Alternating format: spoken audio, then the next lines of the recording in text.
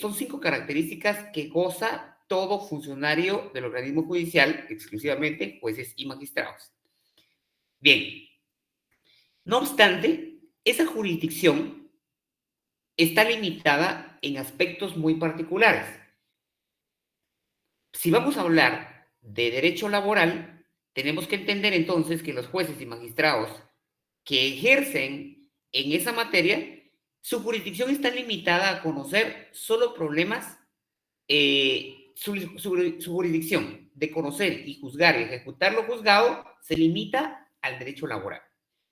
Esta jurisdicción privativa, entonces, como lo vimos ya anteriormente, tiene esa característica de determinar una especificación o una parte de la jurisdicción que es el derecho laboral. La necesidad de que exista una jurisdicción privativa es un mejor conocimiento respecto de los hechos que se suscitan en materia laboral, una mejor preparación por parte de quienes juzgan y, por supuesto, un mejor servicio o una mejor atención a los usuarios en esa materia, para que no exista una cantidad de problemas que se sometan al conocimiento de una sola persona y que esto, de cierta manera, pueda tergiversar, de cierta forma, su conocimiento o que no le permita tener concentración y puntualidad respecto a lo que está resolviendo. En resumidas cuentas, y hacerlo un poquito más fácil, para hacerlo un poco más fácil en su entendimiento, la idea de la jurisdicción privativa es establecer juzgados de trabajo que conozcan solo en materia laboral. Esto es fácil entenderlo hoy en día porque pues conocemos o vemos los juzgados de trabajo, pero anteriormente no existía tal cosa. Los juzgados conocían de varias ramas. Hoy por hoy, como les comentaba en anteriores clases, ya existen en su mayoría, en todo el país, juzgados que se dedican exclusivamente a materia laboral, principalmente aquí en Guatemala. No obstante, en los departamentos todavía hay juzgados que, por ejemplo, conocen en materia de trabajo y familia, o en materia de trabajo y familia y civil, o en materia de trabajo contencioso administrativo, ¿sí? Pero esa es la idea, que existan jueces especializados para conocer en materia laboral. Bueno, todo esto lo tenemos contenido en el artículo 203 de la Constitución, en el artículo 57 al 121 de la Ley del Organismo Judicial y en el 307 al 311 del Código de Trabajo. Veamos esto último, artículo 307 al 311. Vamos a ver.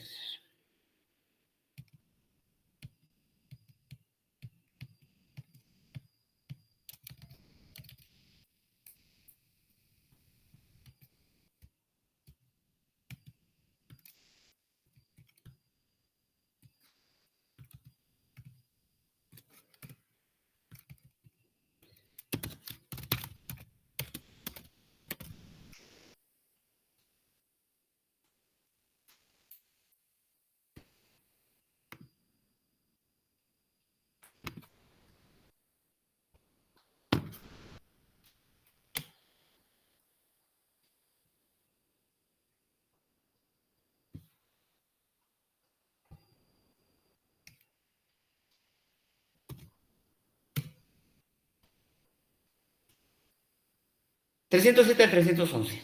Aquí vamos a ver directamente cómo están conformados o quiénes son los juzgados que conocen en materia de trabajo y previsión social. Bueno, ahora veamos. De acuerdo al desarrollo que ha ido teniendo el derecho laboral a lo largo del tiempo, no siempre han existido jueces de derecho, y creo que esto ya lo hablamos un poquito, pero lo voy a repetir. Cuando estamos hablando vamos al punto número 9.2, cuando estamos hablando de jueces, letrados o legos, estamos estableciendo, solo voy a ver, ¿alguien quiere ingresar?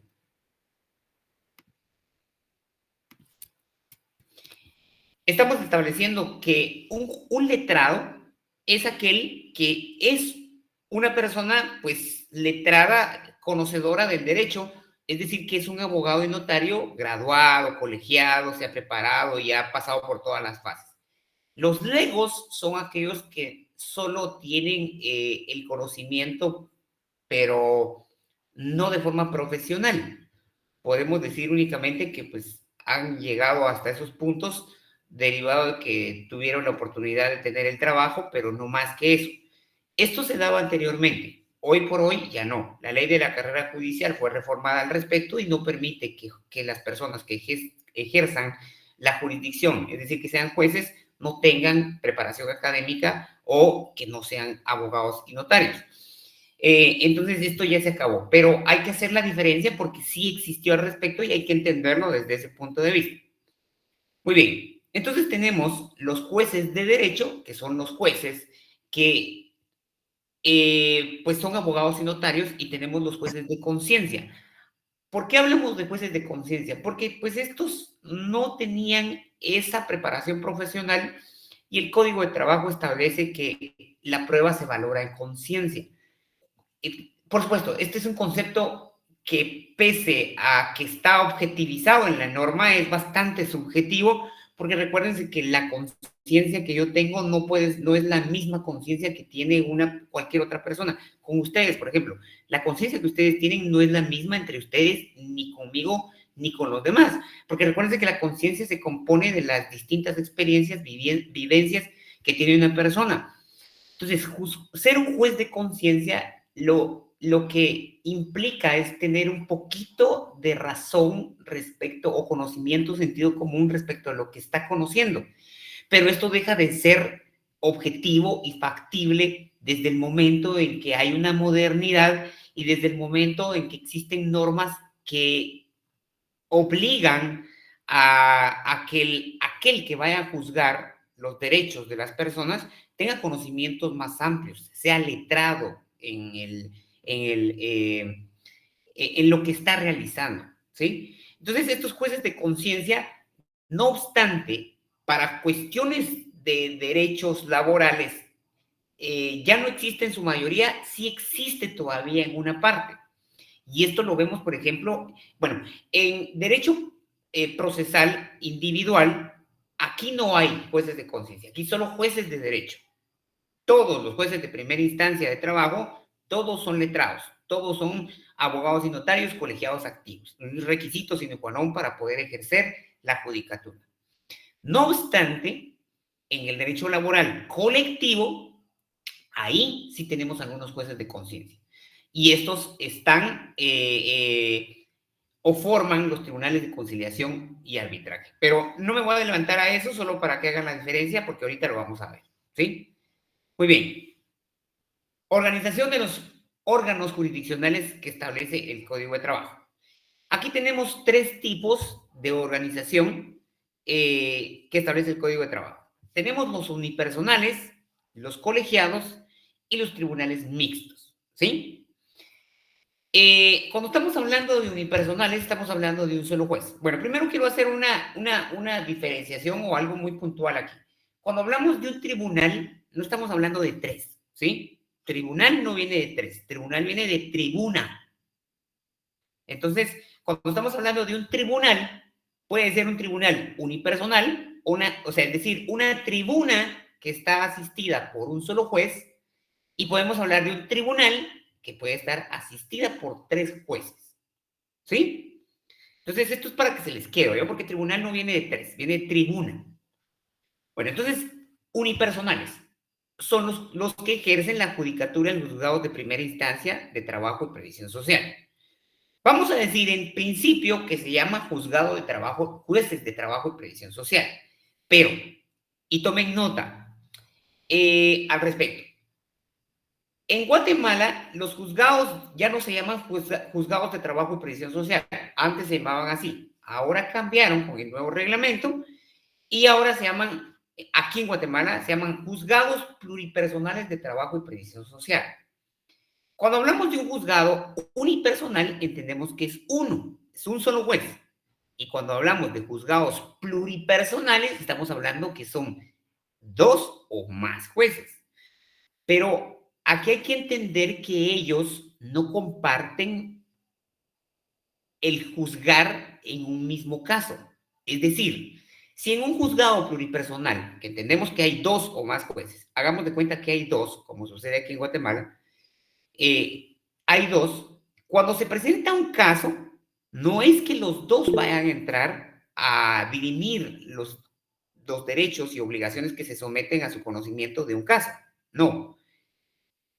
Hay dos, pero cada quien conoce por separado casos distintos. ¿Cuál es el objeto, la razón de ser? Esto, pues, tampoco es que haya existido hace mucho. Tendrá 5 o 6 años más o menos de que existan este tipo de juzgados pluripersonales en materia laboral, específicamente. ¿Cuál es el objeto? Agilizar el trabajo.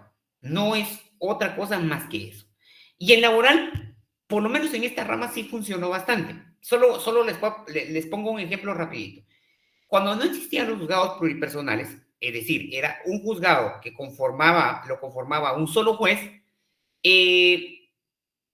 las audiencias, por ejemplo, si me entraba un caso hoy, la audiencia oral se estaba señalando más o menos como unos 8, 10 meses después.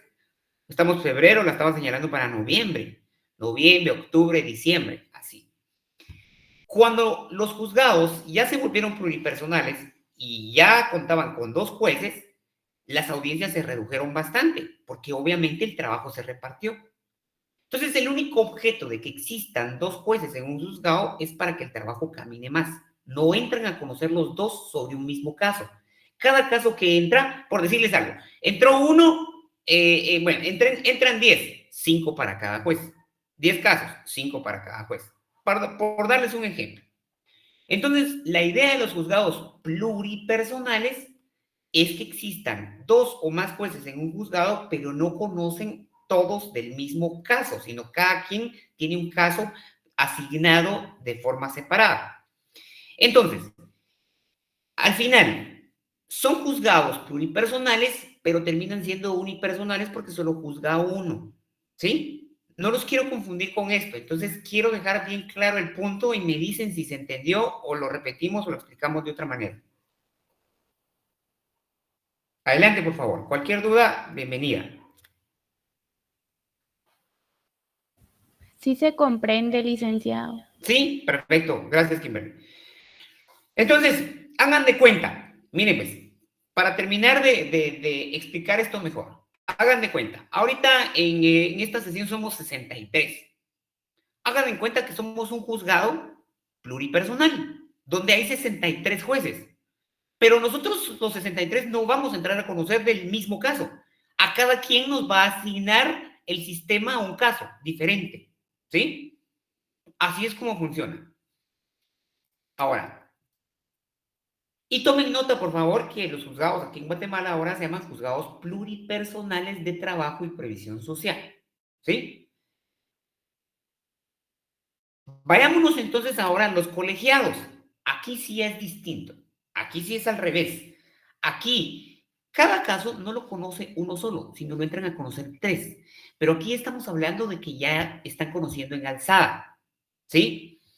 Los colegiados, los órganos colegiados, ¿cuáles son? Las salas de corte de apelaciones de trabajo y previsión social. Recordemos que, de acuerdo a la ley del organismo judicial, en todo proceso se pueden observar 2 instancias. Es decir, yo presento un caso, como litigante presento un caso y no estoy de acuerdo con la sentencia que emite el juez, apelo y me voy a segunda instancia. Y hasta ahí.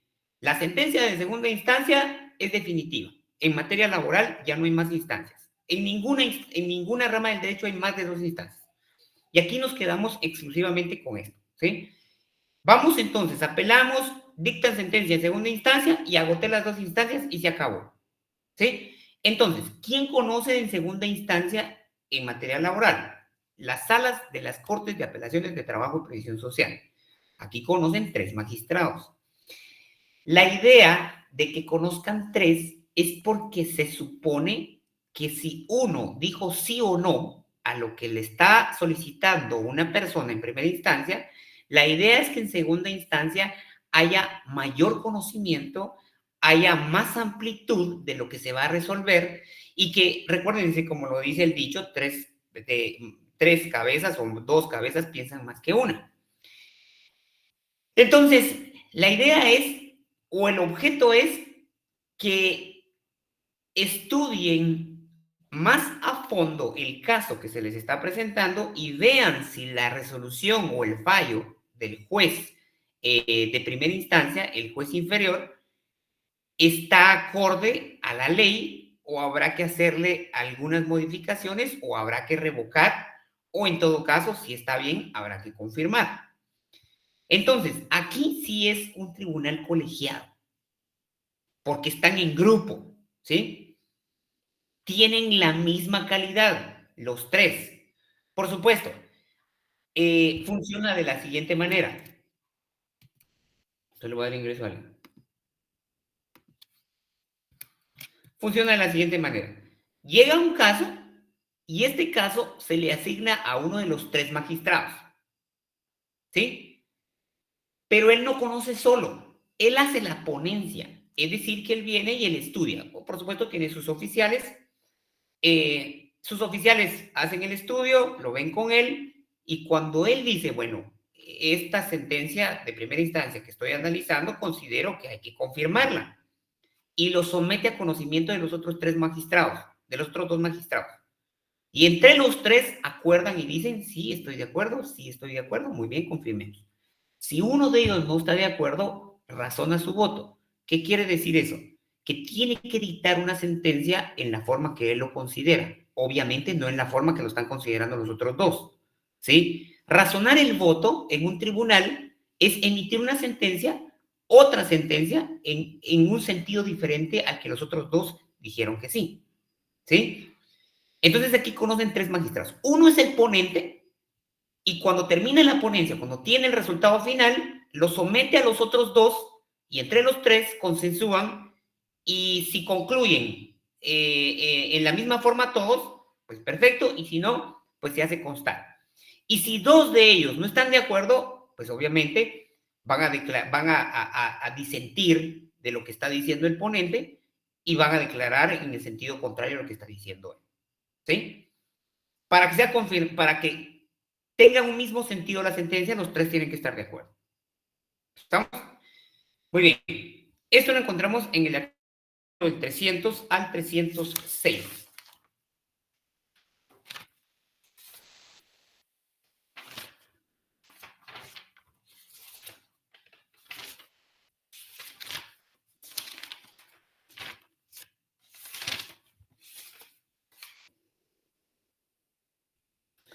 Cuando solo regresemos un poquito al artículo 288 de los juzgados unipersonales.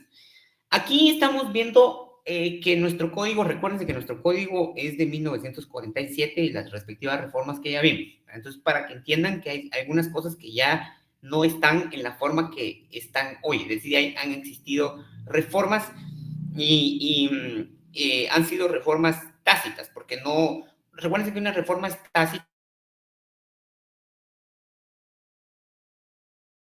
pero no hace referencia de derogar el artículo que está modificando, derogando, sino solo se hace, existe la norma nueva y no se puntualiza en esa norma que debe de derogarse la norma que está reformando, ¿sí? Ahora, una reforma se expresa cuando la norma nueva dice directamente ese artículo que estoy reformando hay que quitarlo o hay que cambiarlo en este sentido. Les digo esto porque, por ejemplo, en el artículo 288 encontramos algo que se denomina zona económica. Así se denominaba anteriormente las zonas que tenían los distintos juzgados. ¿Sí? Pero ahora ya no existe eso. Bueno, no obstante, hay que entenderlo desde la forma en que lo establece el artículo 288. Se establecen juzgados de trabajo y previsión social en las distintas zonas económicas que determina la Corte Suprema de Justicia, que entendemos ahora es competencia por departamentos, y la concentración, determina la concentración de trabajadores, es decir, la cantidad de trabajadores que haya en un lugar es la cantidad de jueces que tendría que haber. No obstante, esto es letra muerta porque realmente no funciona de esa manera. Perdón, solo creo que alguien quiere entrar. No. Muy bien. También se va a determinar de acuerdo a la industrialización del trabajo, al número de organizaciones sindicales, algunas otras cuestiones. Pero hoy por hoy, para determinar la cantidad de jueces que debe de haber en algún lugar es un poquito más per cápita, es decir, por la cantidad de personas que existan. Ese es el parámetro que se utiliza. Pero nosotros somos un país concentrado, es decir, hay mucha concentración de las entidades en la capital, es algo típico de los países latinoamericanos, y entonces, por eso es que aquí en Guatemala es donde hay más jueces. Aquí hay 33 jueces de primera, 33 o 34 jueces de primera instancia. Y en los departamentos, por lo regular, solo hay uno. A lo más, dos. Creo que en Quetzaltenango, si no estoy mal. Bueno.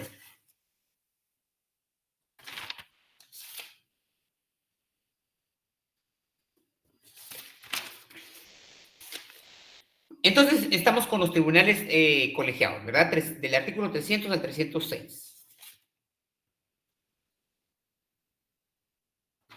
Recuérdense que, para tener un contexto un poquito más amplio, recuérdense que los jueces de primera instancia, ellos tienen una carrera judicial. Es decir, que ellos, para poder ser jueces de primera instancia, tienen que haber tenido primero la calidad de juez de paz. Y por supuesto, para poder ser juez de paz, tuvieron que haber pasado por un proceso de selección y de oposición y un curso que existe en la Escuela de Estudios Judiciales. Debe de ser colegiado por lo menos 2 años, graduado, colegiado por lo menos con 2 años previos a poder tener la oportunidad de acceder a ser juez de paz. Y tiene que pasar 4 años primero como juez de paz para poder llegar a ser, para poder tener el derecho a optar al cargo de juez de primera instancia. Ahora, en cuanto a las salas de la corte de apelaciones, estas están integradas por magistrados. Ellos ya no pasan por ese proceso. Ese proceso es más político. Se recuerdan que el año pasado hubieron elecciones de cortes. ¿Cómo llega una persona a ser magistrado? Pues los requisitos están en la Constitución. Tiene que ser colegiado, tiene que ser abogado y notario por lo menos con 5 años, si no estoy mal, de haberse graduado, guatemalteco, de reconocida honorabilidad, y ellos pasan por un proceso de comisiones de postulación, es decir, hay una comisión que se conforma para recibir todos los expedientes de las personas que quieren participar y ellos verifican si cumplen con todos los requisitos. Y ellos votan para ver quién es el listado que debe de conformarse para enviarlo al Congreso, porque al final es el Congreso quien elige a los magistrados. Entonces, los magistrados como tal, pues ya no entran dentro de la carrera judicial. Debería de ser diferente, pero así está nuestra Constitución y así están nuestras leyes. Entonces, todo ese proceso, por supuesto, lo tenemos contemplado en la Ley de Comisiones de Postulación, primero en la Constitución, en la Ley de Comisiones de Postulación, ahí está contemplado, ¿sí? Muy bien. Pasemos entonces ahora a los tribunales mixtos. Estos son los tribunales de conciliación y arbitraje, ¿sí? Aquí, estos tribunales están integrados por un juez de primera instancia. Están integrados por 3 personas. Uno es el juez y los otros 2, uno un representante de trabajadores y uno un representante de patronos. Esto de aquí, estos tribunales mixtos, esto ya es exclusivamente para derecho colectivo, ¿sí? Esto ya no entra dentro de la parte del derecho procesal individual. Esto ya es puramente procesal colectivo. Lo explico. Cuando existe un conflicto colectivo que consiste en un conflicto que tienen trabajadores y un patrono o patronos, pero es más que todo, para que lo entiendan, es un reclamo que los trabajadores hacen. Por ejemplo, que no estén gozando de los derechos que establece la ley, o que no se les esté reconociendo, o que ellos quieran nuevos y mejores derechos. Un ejemplo claro de esto es cuando, por ejemplo, imagínense que en un lugar de trabajo, cualquiera que sea, no hayan servicios sanitarios, o hayan y sean muy escasos, y no se dé abasto para la cantidad de personas que estén trabajando aquí. Recuérdense que una de las obligaciones del patrono es proveerle a los trabajadores de servicios sanitarios adecuados, salubres, todo lo necesario para que estén bien. Bueno, entonces no se está cumpliendo esto. Imagínense que ustedes, todos nosotros, somos los trabajadores de la empresa, ¿verdad? Los 60 y tantos que estamos ahorita conectados, los 64. Y venimos y necesitamos que se cumpla este derecho que nos asiste la ley. Nos organizamos, nos organizamos y decimos, bueno, reclamémosle a nuestro patrono. Nos juntamos, ya bien sea que estemos en un sindicato o no, porque no es necesario tampoco tener un sindicato para reclamar este tipo de derechos. Pero nos organizamos y decimos, reclamémosle a nuestro patrono. Le hacemos llegar una petición y esto es de acuerdo al periodo, esto es de acuerdo al arreglo directo. O sea, así se llama el procedimiento. Nosotros venimos y le solicitamos una petición sencilla y le decimos, señor patrono, necesitamos que nos provea de los servicios básicos para acceder a los sanitarios, que estén bien, que haya lo suficiente. No se arregla y entonces ya nos vamos ante un juez y planteamos un conflicto colectivo. ¿Sí? Un proceso, es un proceso. Pero en este estamos haciendo una petición que nos va a beneficiar a todos. Entonces, en esto, aquí, primero, el juez dice, bueno, le están demandando, señor patrono, cumpla con lo que se le está solicitando, o en todo caso, infórmenos qué está pasando. El patrono informa, y si él no está de acuerdo en acceder a la petición, entonces pues, procedemos a formar un tribunal de conciliación. Y este tribunal va a estar conformado por el juez, un representante de todos nosotros trabajadores y un representante del patrono. Y entre estos tres deciden si es viable la petición que se está dando por parte de los trabajadores, de todos nosotros. ¿Sí? Por eso es que aquí no es necesario que los tres sean doctos, es decir, que los tres sean letrados. Con el juez que sea letrado es suficiente porque él es el conocedor del derecho y él es el que va a llevar la línea para poder determinar a quién le corresponde. Y tiene que estar integrado el Tribunal de Conciliación por un trabajador y un patrono, porque obviamente un representante de los trabajadores es el que conoce las necesidades y el representante del patrono es el que establece si está dispuesto o no, o si tiene la capacidad para otorgar el derecho que se está solicitando, o si en todo caso sí se está cumpliendo y el representante del patrono es el que va a decir, no, es que eso que están pidiendo ya se cumplió, o sí se está cumpliendo, o ellos lo están pidiendo y no tienen por qué pedirlo porque existe ese derecho, ya están ahí los sanitarios, ya no, ¿cómo se llama? Con eso se cumplió hace mucho tiempo, ¿verdad? Porque no por el hecho de que los trabajadores soliciten, siempre van a tener la razón. Es posible que lo que estén solicitando no sea viable, ¿verdad? Entonces, por esa es la razón. Y obviamente ellos no tienen necesidad de saber, de ser letrados, de saber, de tener conocimientos de derecho.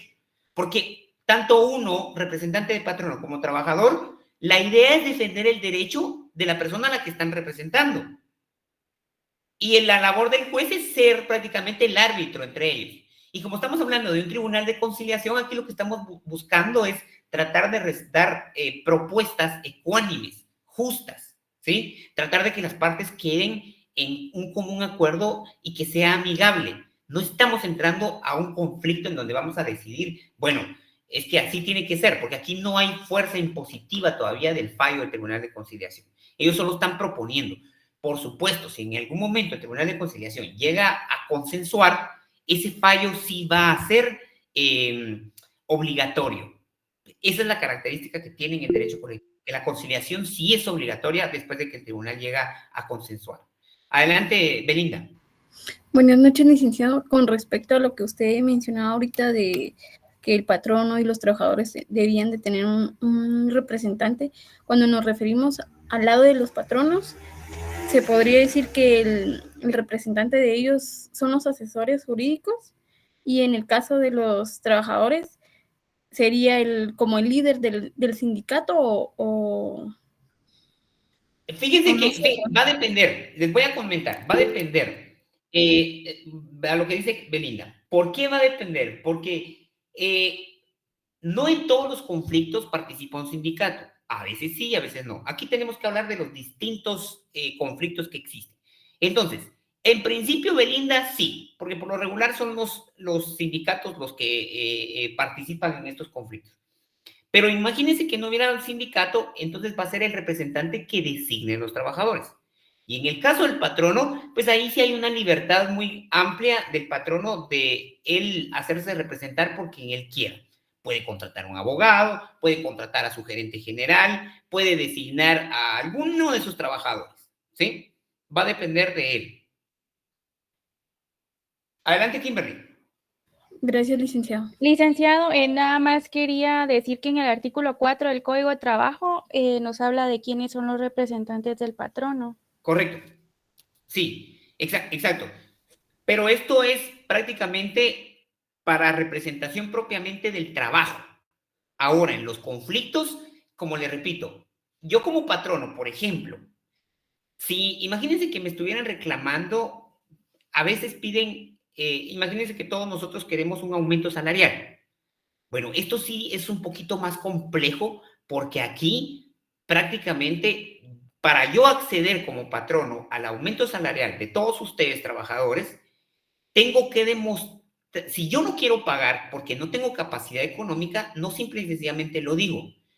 Tengo que demostrarle al juez que no tengo la capacidad económica, que el trabajo no da para pagarles más a ustedes. Entonces, ¿por qué les traigo este ejemplo? ¿Quién sería una persona idónea para representarme en un conflicto así? Alguien que sepa de la capacidad económica y de los números de la empresa. Entonces, yo, si yo fuera patrono, en un aspecto así, en un conflicto así, yo preferiría proponer al tribunal, al contador de la empresa o a un contador público y auditor, porque él va a saber explicar todo eso. No propongo al abogado o no propongo a un trabajador cualquiera porque pues no creo que vaya a hacer el mayor énfasis en demostrar que no puedo pagar, ¿verdad?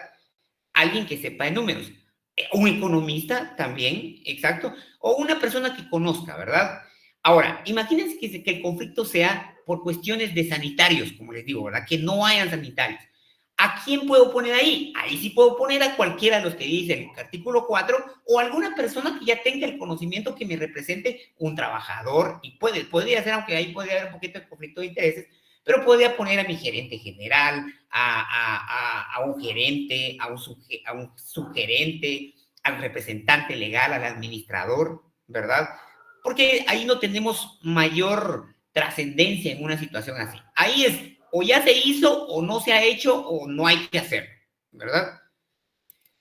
Bueno, continuemos. Entonces, lo que quiero que entiendan con esta diferencia de unipersonales, colegiados y tribunales mixtos, en primer lugar es, uno, que es necesario que cuando sean cuestiones de derecho, para conocer la ley, para conocer los derechos laborales, sí tienen que ser jueces mejor dicho, letrados. Y cuando sean cuestiones de conflictos colectivos, no necesariamente porque, ¿por qué? Si se dan cuenta, los conflictos que se resuelven son situaciones que exigen los trabajadores al patrono y por lo tanto deben estar representados ambos en el conflicto en el tribunal para que exista un acuerdo ecuánime, ¿sí? Para que la solución sea justa. Bueno, por eso es que funciona de esa manera. Así es como están organizados entonces los juzgados de trabajo o los órganos jurisdiccionales. Ahora, veamos rápido esto. Un juzgado de trabajo está organizado así. Es sencillo, no tiene mayor ciencia la forma en cómo estaban organizados los juzgados de trabajo. Está la comisaría, donde se reciben todos los documentos, se reciben las demandas nuevas, están los notificadores, pues que se encargan de notificarle a las partes, hacerles saber todas las noticias que se den con respecto a su proceso, y están los oficiales quienes se encargan de hacer los proyectos de resolución. Ellos verifican que si las peticiones que se están realizando estén acorde a derecho, y son los que auxilian al juez de primera mano, ¿sí? Entonces, ellos hacen los proyectos, auxilian al juez y pues al final el juez es el que conoce todo y decide qué sí, qué no y cómo resolver. Y está la secretaría, que es prácticamente el órgano dentro de un juzgado que se constituye como el jefe administrativo. él verifica todo lo que tenga que ver directamente con el trabajo. Sí, la Secretaría tiene dos funciones, tanto la parte administrativa como judicial. En lo administrativo, ¿qué realiza? Él verifica que todos los trabajadores cumplan con los lineamientos o los reglamentos propios del trabajo que realizan, que lleguen bien vestidos, pues, que no realicen actos contrarios al trabajo, que cumplan con su horario de trabajo, que no se atrasen, todo lo que tiene que ver con el trabajo directamente. Y ven también una parte judicial porque el secretario o la secretaria, en todo caso, es el que se supone que tiene un poquito más de conocimiento que todos los auxiliares y con él pueden dirimir cualquier duda o pueden preguntar opiniones al respecto de los casos, ¿sí? Así es como está organizado un juzgado de trabajo. Y de la misma forma está organizado una sala de corte de apelaciones, con la única diferencia de que aquí encontramos magistrados. Y aquí tenemos un magistrado titular. Perdón.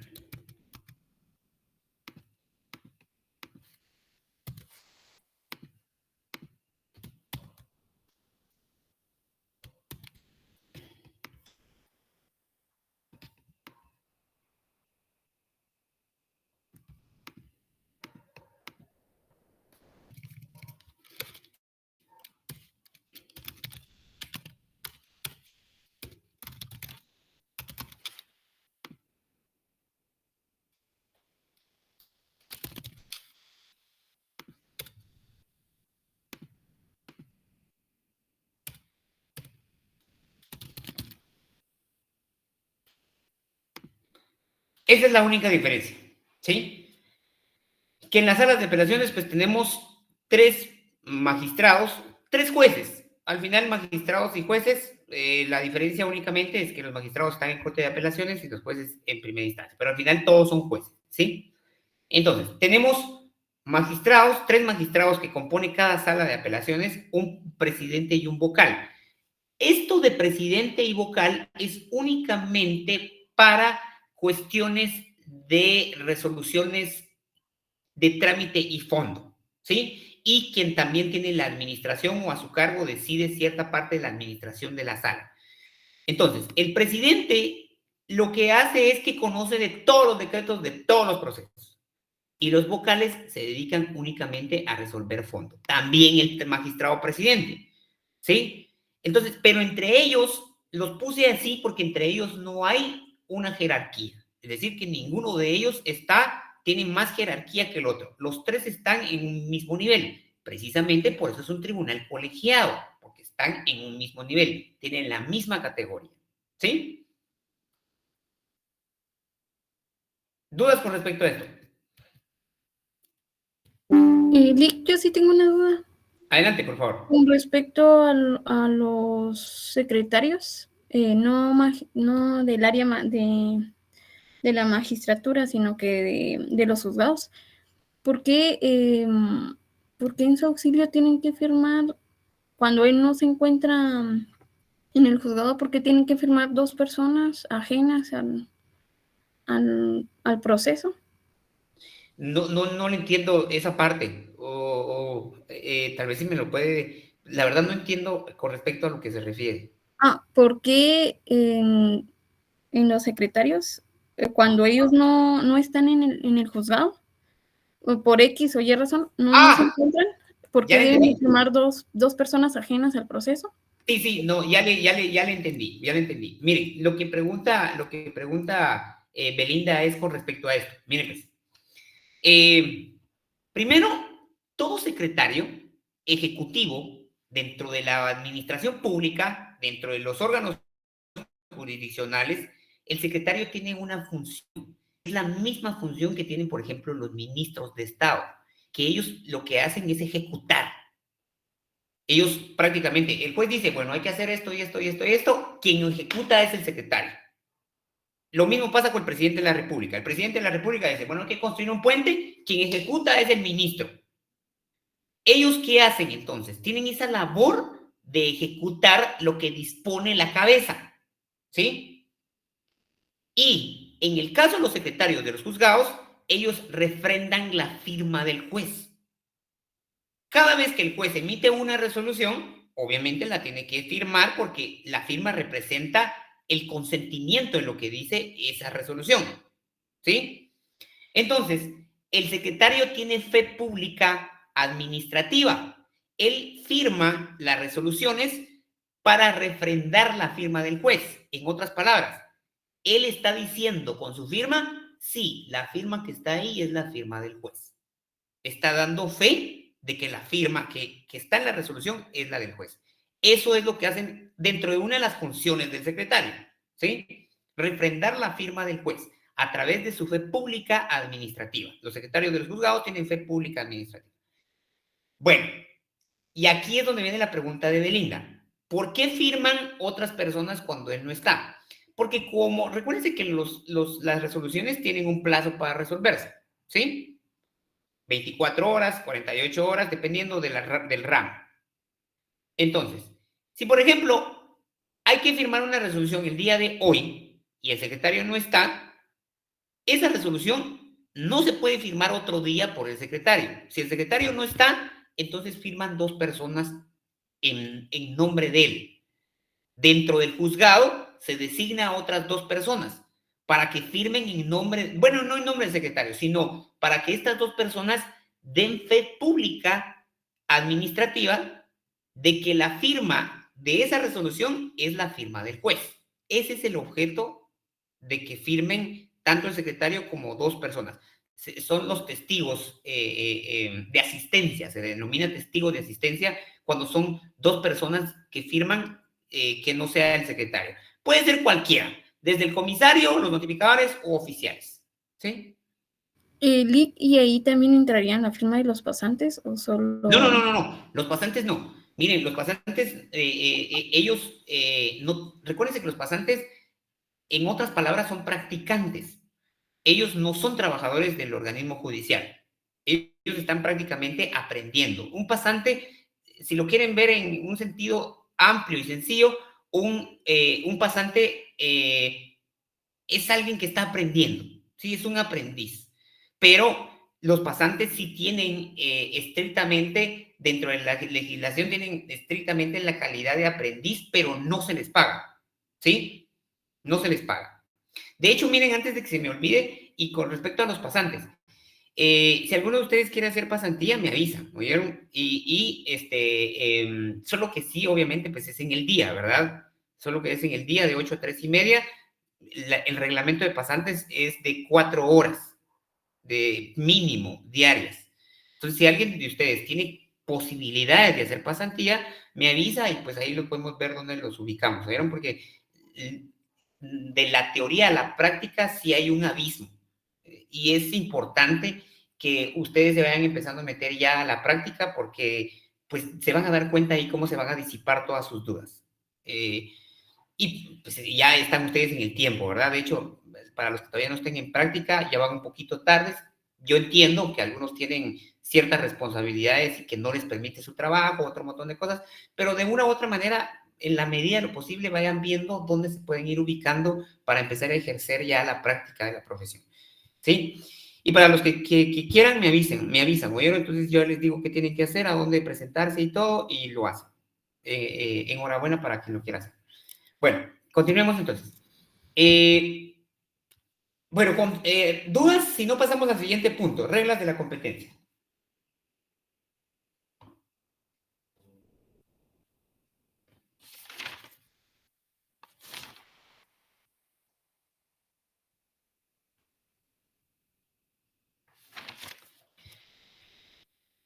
Muy bien, reglas de la competencia entonces. Primero, se recordarán que estamos hablando de jurisdicción, ¿verdad? Todos los jueces tienen jurisdicción, pero su jurisdicción está limitada, solo a la parte que les corresponde. Solo voy a conectar mi compu, disculpen que ya se me está apagando.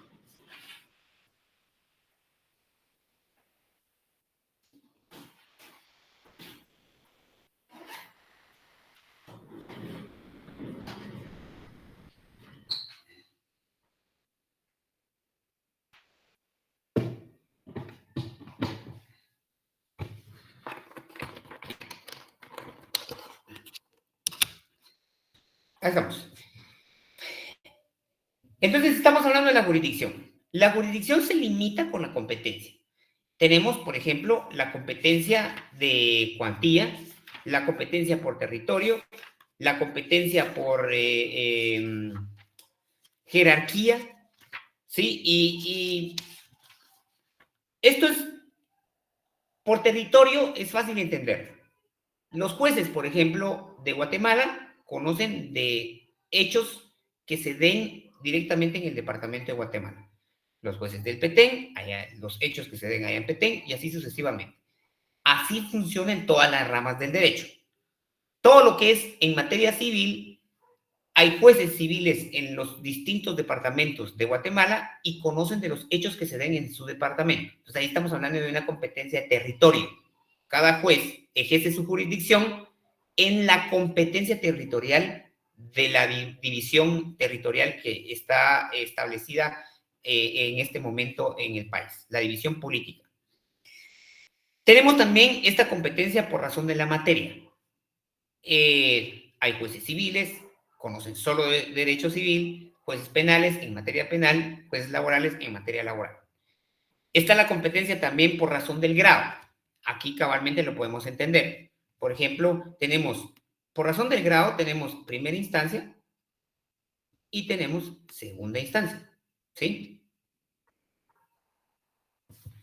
Por razones de cuantía, dependiendo de la cantidad o el dinero, así van a conocer. Y conocen jueces de paz y jueces de instancia. Pero eso funciona más en civil. En laboral ya solo conocen jueces de instancia porque sí hay una cuantía, pero ya no es acorde al salario. Creo que el salario mínimo ya rebasó esa cuantía que establecía la ley. Muy bien. Entonces, en este concepto, también tenemos que entender que en materia de derecho de trabajo, en algunos casos hay ciertos conflictos que se pueden dar con respecto a los jueces cuando dicen, bueno, yo de esto no tengo que conocer o no soy competente para conocer de esto. Y aquí vamos a entrar directamente a hablar un poquito también ya de los conflictos de jurisdicción porque van de la mano las reglas de la competencia y los conflictos de jurisdicción. Bueno, entonces miren, pues, por ejemplo, la ley del organismo judicial establece que cuando un juez no sea competente para hacer conocer de un caso, debe de inmediatamente inhibirse o excusarse. Es decir, debe de establecer, bueno, yo no soy competente para esto y pues que lo conozca el juez que corresponde.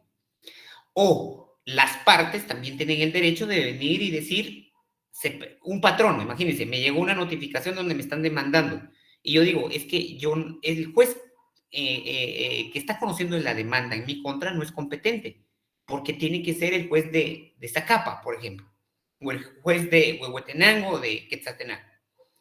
Entonces, tanto las partes tienen el derecho de decirle al juez, usted no es competente para conocer y por lo tanto mande el proceso a donde debe de conocerse, como el mismo juez de excusarse o inhibirse del proceso que está sometido a su conocimiento porque al verificarlo o estudiarlo se da cuenta que no es competente, ¿sí? Entonces, estas reglas de competencia y estos conflictos de jurisdicción en materia laboral realmente no es tan complicado. Es más complicado en materia civil. Porque aquí en laboral está bien claro que el trabajador en principio tiene el derecho de demandar en su domicilio, en el domicilio de la parte de empleadora o en el todo caso donde se dio el conflicto de trabajo, ¿sí? Entonces, la competencia aquí de cierta manera es prorrogable, les podría decir. Pero ahora, la jurisdicción a veces sí tiene ciertos, bueno, realmente no, pero la gente le quiere dar un aspecto distinto al que realmente tiene. Les pongo un ejemplo. Cuando se trata de demandar al Estado, los trabajadores que quieren demandar al Estado o que demandan al Estado, por lo regular, que de los contratos 029, para los que no tengan conocimiento pleno de qué es esto o no entiendan qué es para aquellas personas que están contratadas en el Estado, pero no les pagan prestaciones, sino solo les pagan mensualmente una cantidad y firman contratos donde dice el propio documento que no es un contrato de trabajo, y que solo se le pagan honorarios. Pero sí es un contrato de trabajo. Lo que pasa es que ahí están disfrazando eso, están tergiversando la ley, están realizando un fraude de ley, están realizando un encubrimiento del contrato de trabajo. Esto es ilegal, ¿sí? Es ilegal y es nulo. Entonces, el Estado, cuando es demandado en estos casos, muchas entidades del Estado, principalmente las descentralizadas o autónomas, como por ejemplo la Universidad de San Carlos, el ICS, las municipalidades, por lo regular, estas entidades plantean conflicto de jurisdicción. Es decir, reciben la demanda y ven, bueno, me está demandando una persona, está pidiéndome que le pague todas sus prestaciones, está diciendo que hay un contrato de trabajo, y yo digo, no, esto no. Porque el documento que yo firmé, yo entidad del Estado, firmé con el que me está demandando, es un documento administrativo. Recuerden que el Estado, cada vez que realiza una contratación con alguien, está dentro de la esfera del derecho administrativo, pero va a depender de qué se esté firmando. Entonces, estos contratos los hacen ver como que fueran contratos de prestación de servicios, y el contrato de prestación de servicios es un contrato civil, artículo 1190 y algo del Código Civil, es un contrato civil. Entonces, es un contrato civil dentro de la administración pública, lo cual es permitido, sí. Lo que no es permitido es disfrazar a través de este contrato o encubrir a través de este contrato una relación laboral.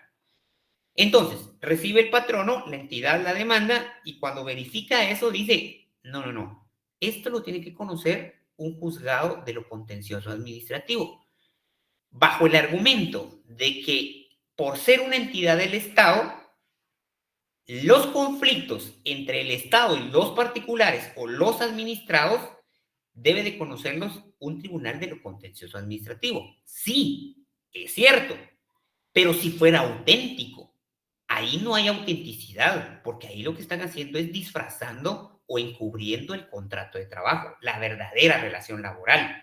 Entonces dicen, como firmamos un documento que es administrativo, nos tenemos que ir a un juzgado de lo contencioso administrativo, no a un juzgado laboral. Y estos conflictos de jurisdicción están plenamente definidos en el artículo 307 al 314. ¿Sí?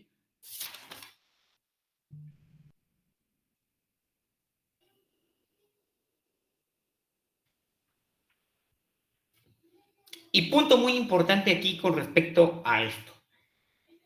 ¿Cuándo se plantea este conflicto de jurisdicción?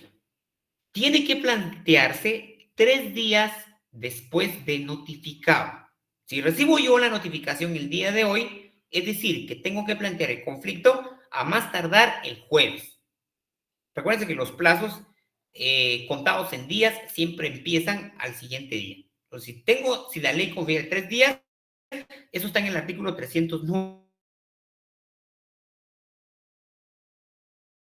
Si tengo 3 días, la ley me confiere 3 días de jurisdicción, tengo que plantearlo en el tercer día, a más tardar. Y les comento esto porque hay algunos abogados que quieren meter gol. Cuando les digo esto es porque quieren plantear el conflicto de jurisdicción en la audiencia. Por lo regular, la audiencia se está señalando 1, 2 o 3 meses después de que ya fueron notificados. Entonces, para la audiencia ya es, ¿cómo se llama? Tarde, ¿sí? El derecho ahí ya se les fue, el plazo ya se les fue, eso ya no es factible. Entonces, son 3 días. Pero es muy difícil, realmente. Yo nunca he visto un conflicto de jurisdicción que haya prosperado, porque cuando lo plantean es únicamente para retrasar el proceso, ¿sí? Eso es típico, que solo lo utilizan ¿cómo se llama? Para retardar el proceso. No es objetivo, solo lo hacen por querer hacer. De igual manera, aunque lo planteen, estos conflictos no atrasan el proceso, es decir, no los paran, el proceso continúa, ¿sí? Entonces, de nada les sirve. De nada les sirve. ¿Dudas?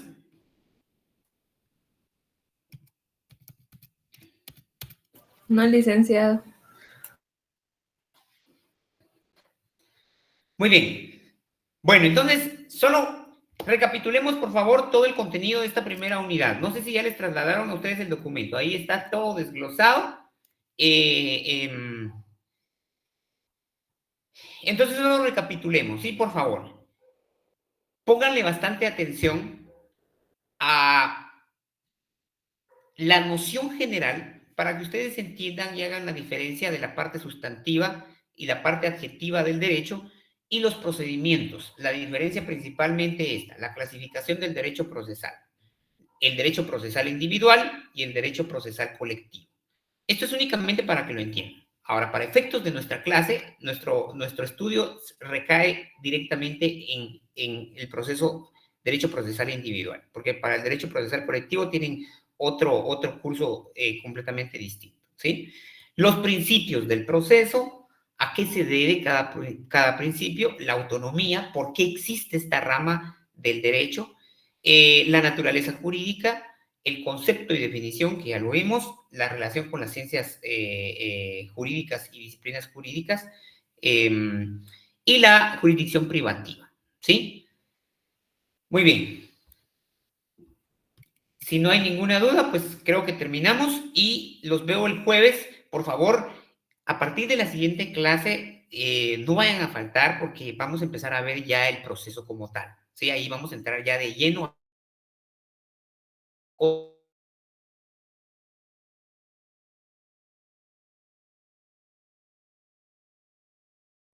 proceso o de un juicio para que ustedes tengan un concepto más amplio. Así, cuando empezamos a explicar, ustedes ya se van a dar cuenta de lo que estoy hablando, ¿sí? Bueno, entonces, por hoy terminamos, los dejo y los veo el miércoles.